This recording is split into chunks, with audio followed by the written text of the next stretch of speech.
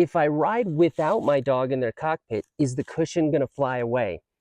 I guess that depends on how much it doesn't like you. But we do have a foolproof way to prevent your cushion from bailing out if your dog's not in the cockpit. You'll find in your cushion, which we sort of have strapped down here somehow, that there is a strapping mechanism in the front. So we put a strap here that can simply be clipped on to the front of the cockpit, to the welded anchor, and that's going to hold it in place. You're also going to notice that there's one in the back. The one in the front is going to be enough. You simply put some sort of a bungee or string or rope or something. We've done it with a carabiner.